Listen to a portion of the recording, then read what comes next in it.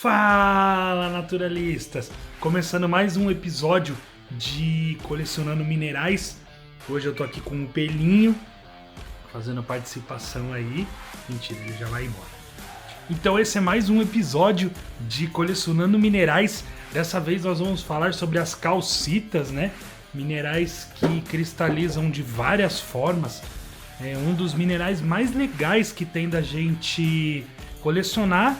E no final desse vídeo vai ter uma surpresinha e uma calcita minha aqui.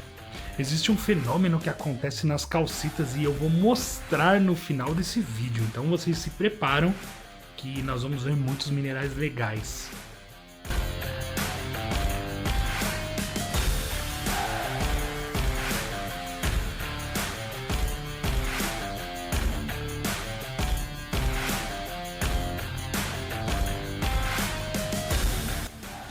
As calcitas são um dos minerais mais abundantes do planeta e pertencem ao grupo dos carbonatos. Quimicamente, estamos falando de carbonato de cálcio, a mesma substância que compõe conchas marinhas, corais e até partes do nosso próprio corpo, como ossos e dentes. Para um naturalista, a calcita é quase um fio condutor da história da Terra, porque aparece em ambientes completamente diferentes, desde os fundos dos oceanos até cavernas subterrâneas. Quando você segura uma calcita, você está literalmente tocando no material que já fez parte de ciclos biológicos, químicos e geológicos ao longo de milhões de anos. Ela pode ser transparente como um vidro, branca, amarela, laranja, azul, verde. Essas diversidades vêm de pequenas impurezas químicas durante sua formação. Você sabe como que as calcitas se formam? A calcita nasce principalmente em ambientes onde a água é rica em cálcio e dióxido de carbono. Quando essa água sofre mudanças como evaporação, perca de CO2 ou variação de temperatura, o carbonato de cálcio começa a se cristalizar. Um dos exemplos mais clássicos são as cavernas. A água da chuva infiltra no solo, dissolve as rochas calcárias e carregam esse material. Quando essa água pinga dentro de uma caverna, ela libera CO2 e deposita lentamente calcita, formando estalactites e estalagmites ao longo de milhões de anos. A calcita também se forma no fundo dos oceanos a partir de organismos marinhos que constroem suas estruturas com o carbonato de cálcio. Quando esses organismos morrem, esse material se acumula, compacta e com o tempo formam rochas como o calcário. Uma das coisas mais fascinantes da calcita é a quantidade de formas que ela pode assumir. Isso acontece porque sua estrutura cristalina é trigonal, o que permite uma enorme variação de hábitos cristalinos, dependendo das condições de formação. A forma mais clássica é o romboedro. São cristais com faces inclinadas que se formam ângulos retos. Inclusive, quando você quebra uma calcita, ela tende a se partir exatamente nessa geometria, o que chamamos de clivagem romboédrica perfeita. Outra forma muito conhecida é o escalenoedro, muitas vezes chamados no colecionismo de dente de cão. Esses cristais são mais alongados e pontiagudos, com um aspecto mais agressivo e tridimensional, muito comum em ambientes hidrotermais. Este é o tipo de cristalização que eu mais gosto de colecionar. Existe também calcitas prismáticas, embora menos comuns, onde os cristais crescem de forma mais alongada, quase como colunas.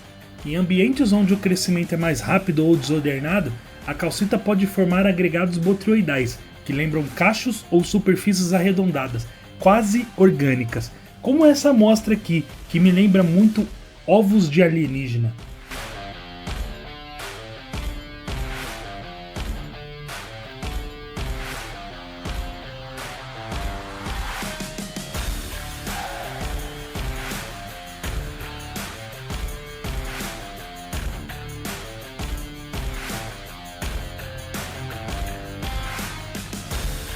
Tudo isso mostra que a calcita não é só um mineral comum, ela é extremamente versátil.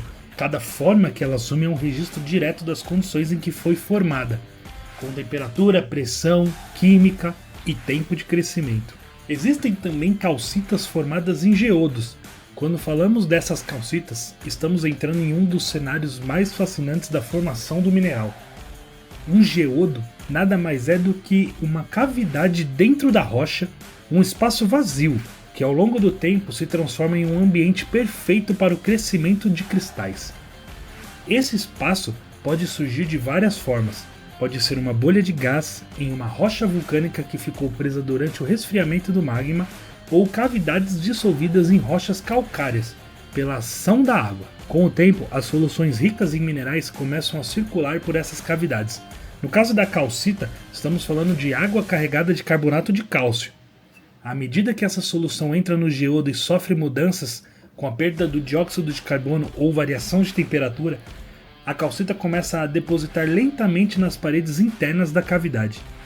E aqui vai acontecer algo muito especial. Como existe espaço livre, os cristais conseguem crescer de forma mais livre e bem desenvolvida, muitas vezes formando estruturas perfeitas, bem definidas e tridimensionais. Em muitos casos, primeiro se forma a camada inicial, às vezes de outro mineral, como o quartzo, e depois a calcita, como por exemplo nessa amostra onde formou primeiro a ametista. Depois a calcita cresceu por cima, criando combinações muito interessantes dentro do mesmo geodo. Essas formas não são aleatórias. Cada cristal cresceu obedecendo regras naturais muito precisas, como se a própria Terra estivesse desenhando. Quando você observa uma calcita de perto, você começa a entender que a natureza trabalha com uma estética própria, impossível de ser reproduzida artificialmente. E talvez uma das mais impressionantes para quem está começando seja a calcita óptica, ou espato da Islândia. Ela forma cristais extremamente transparentes e com uma propriedade chamada birrefringência, onde a luz se divide em duas ao atravessar o cristal.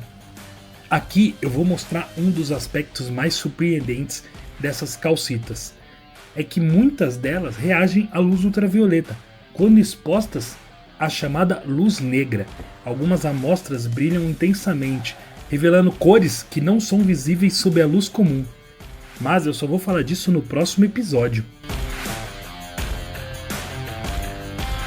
Vocês viram aí, né? A calcita reagiu à ultravioleta. O nosso próximo episódio de Colecionando Minerais vai ser voltado aos minerais que reagem à luz ultravioleta. Não é só a calcita que reage, existem outros minerais também. E nós vamos ver isso aqui.